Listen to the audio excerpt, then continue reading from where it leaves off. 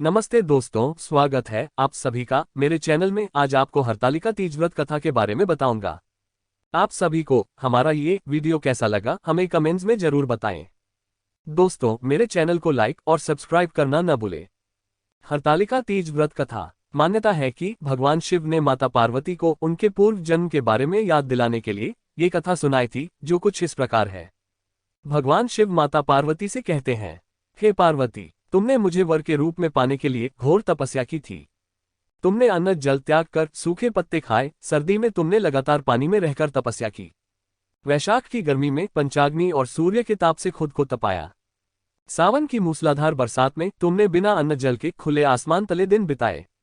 तुम्हारे इस घोर कष्ट वाली तपस्या से तुम्हारे पिता गिरिराज काफी दुखी और बेहद नाराज थे।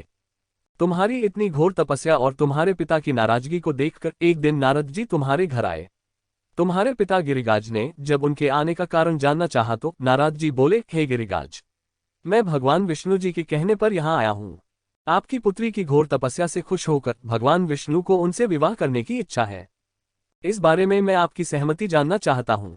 नारद मुनि की बात सुनकर तुम्हारे पिता अत्यंत खुश होकर बोले, श्रीमान, अगर स्वयं विष्णु भगवान मेरी पुत्री से विवाह करना चाहते हैं तो मुझे कोई आपत्ति नहीं है।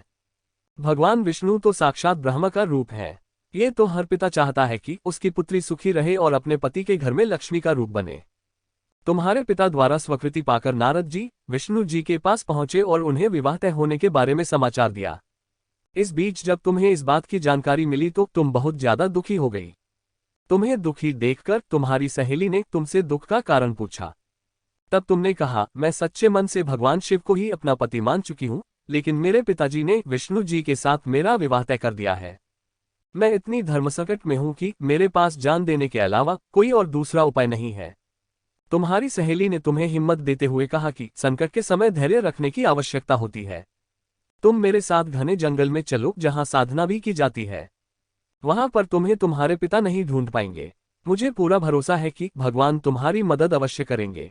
तुमने अपनी सहेली की बात सुनकर यही किया। तुम्हारे घर से यूं चले जाने पर तुम्हारे पिता बहुत दुखी और चिंतित हुए। वो उस दौरान ये सोचने लगे कि मैंने अपनी पुत्री का विवाह विष्णु जी से तय करा दिया है। अगर भगवान विष्णु बारात लेकर आए और पुत्री यहाँ नहीं मिली तो बहुत अपमान सहना पड़ेगा। तुम्हारे पिता ने तुम्हें चारों ओर खोजना शुरू कर दिया। उधर तुम नदी किनारे एक गुफा में पूरे मन से मेरी आराधना में डूब गई। फिर तुमने रेत से एक शिवलिंग बनाई। रात भर तुमने मेरी स्तुति में भजन जागरण किया। तुमने बिना अन्न जल ग्रहण किए मेरा ध्यान किया। तुम्हारी इस कठोर तपस्या से मेरा आसन हिल गया और मैं तुम्हारे पास पहुंचा। मैंने तुम्हें तुम्हारी इच्छा का कोई वर मांगने को कहा। तुमने तब मुझे अपने सामने पाकर कहा कि मैं आपको सच्चे मन से अपना पति मान चुकी हूं।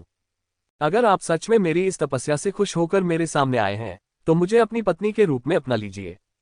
मैं तुम्हारी बात सुनकर तथास्तु कहकर कैलाश की ओर चला गया। तुमने प्रातः होते ही पूजा की सारी सामग्री नदी में प्रवाहित करके अपनी सखी के साथ व्रत का वर्ण किया। उसी वक्त तुम्हारे पिता गिरिराज तुम्हें ढूंढते हुए वहां पहुंचे।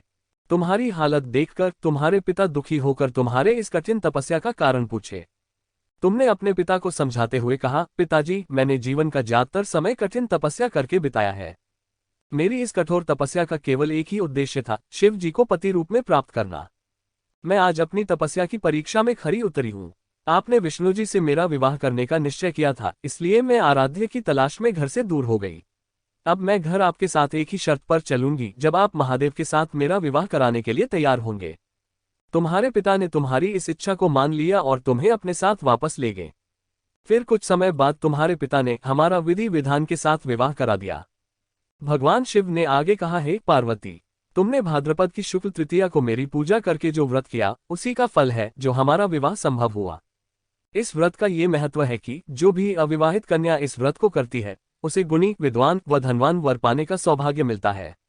वहीं विवाहित स्त्री जब इस व्रत को पूरी विधि से करती है तो सौभाग्यवती होती है और पुत्र व धन सुख प्राप्त करती है।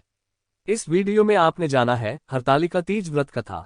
दोस्तों, हम फिर मिलेंगे नई कहानी के साथ। दोस्तों, आज का ये वीडियो आप सभी को कैसा लगा मुझे कमेंट्स में जरूर बताएं और साथ ही साथ मेरे चैनल को लाइक और सब्सक्राइब करना न भूलें। Thank you friends.